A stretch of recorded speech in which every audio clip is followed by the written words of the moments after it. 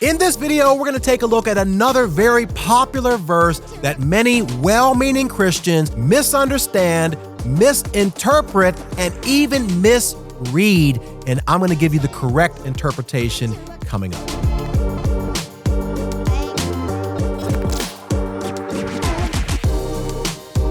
Hey, my friend, welcome back to another video inside of this series, Church Gone Wild, a modern-day look at the wildest church ever. If you missed any videos in this series, a link to the entire playlist is in the description.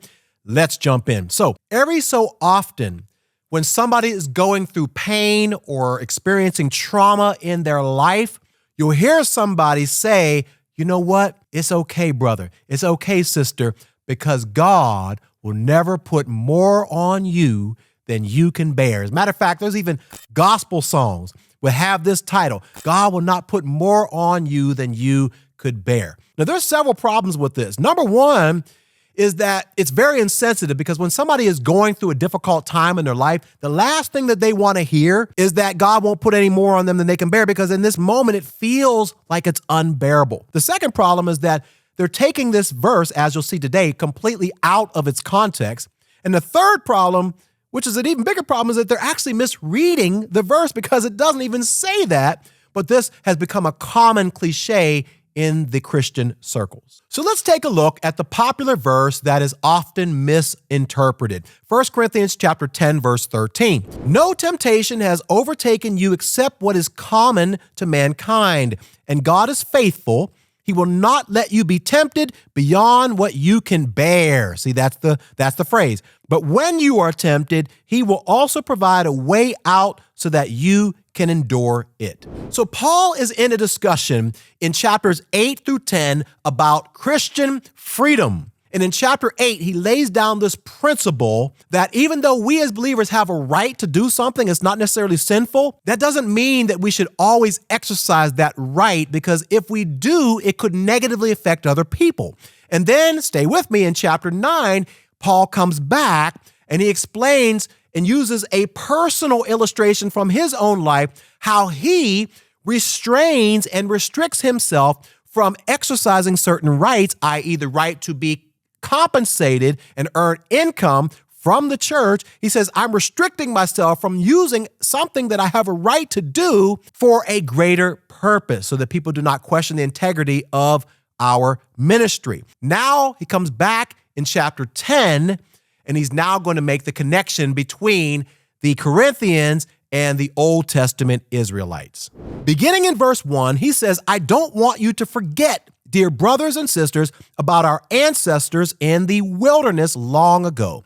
All of them were guided by a cloud that moved ahead of them, and all of them walked through the sea on dry ground. Paul is like, hey, let me take you back to the Old Testament, and here is a nation of people, and they saw the miracles of God.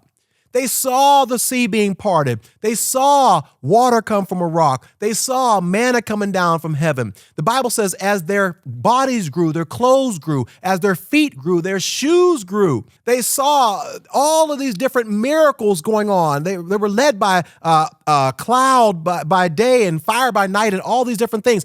And yet and still, even though they saw all the miracles of God, they still fell short. Notice he says in verse 5, yet God was not pleased with most of them, and their bodies were scattered in the wilderness. So if you're not familiar with this, in the Old Testament, God promised the nation of Israel that they would inherit what's called the promised land.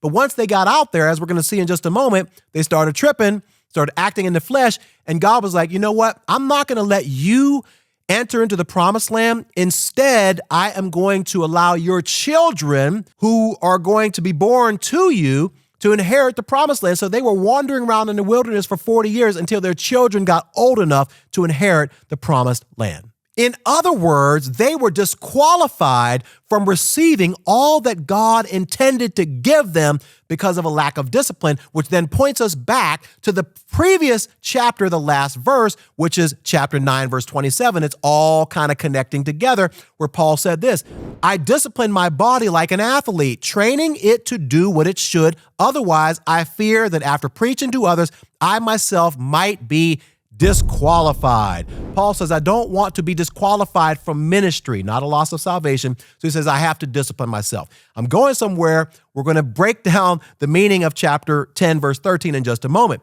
So he goes on and he says this, these things happened as a warning to us so that we would not crave evil things as they did. Paul says, hey, the things that happened to the nation of Israel in the Old Testament are written to warn us not to go down the same path. And what was that path?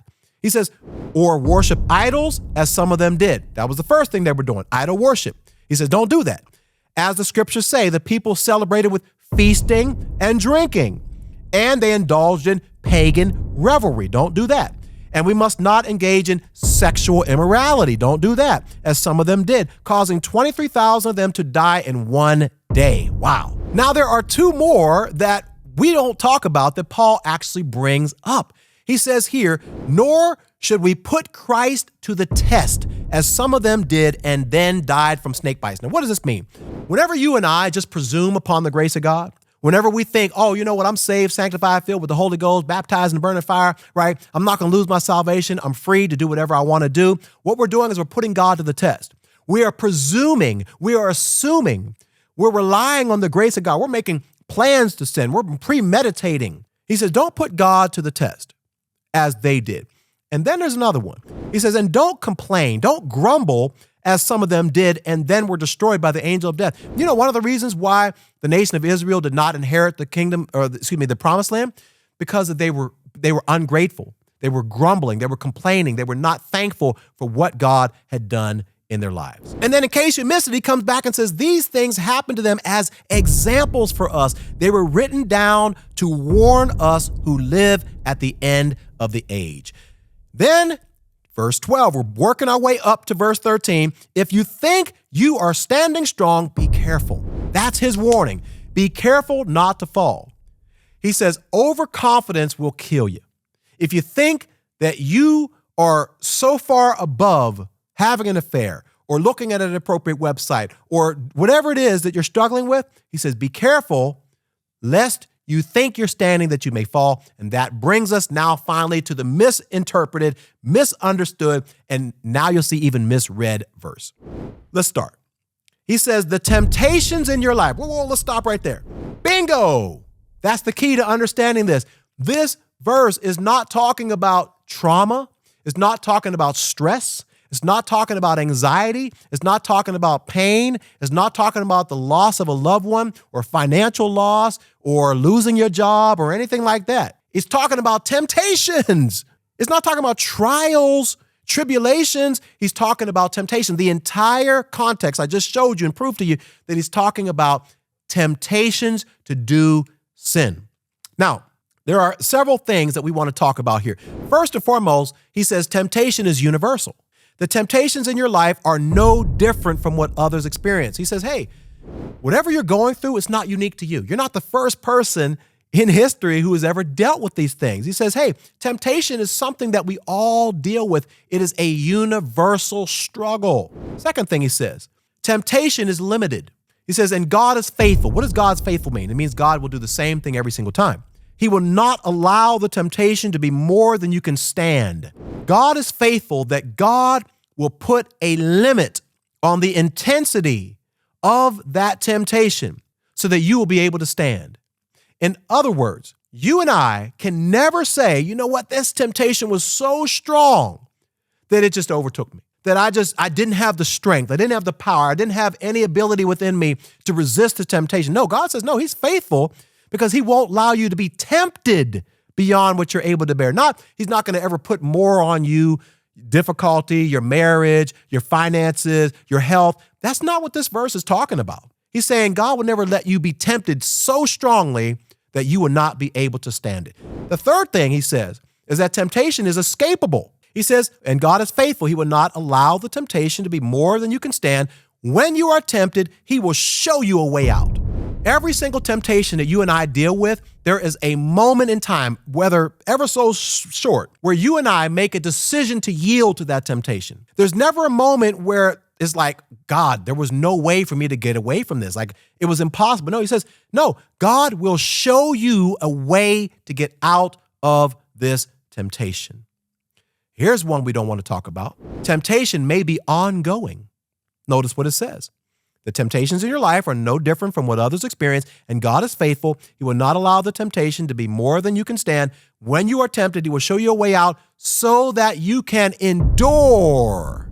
See, we want God to take away the temptation. God says, you know what? I may not take the temptation away, but I will give you the power to stand up, to bear up, to man up, to woman up, and to endure this temptation. There's certain temptations that you can't get away from, that you may have to stand and endure these temptations. So let this be a very, very important lesson about context. We need to be careful about not just repeating certain Christian cliches simply because we've been taught them, or it's been a tradition, or this is just something that we've been used to saying without really asking the question, is this biblical? God would not put more on us than we can bear. Now, hopefully through this video, you understand that that is not what this verse is talking about. It's talking about temptation. So I'd love to hear from you. What are your thoughts? Let me know in the comment section below. If you like this video, do me a favor, like it.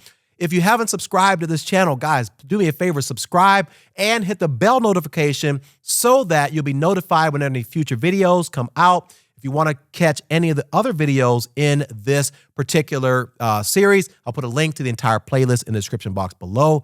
I'll see you in the next video. Bye for now.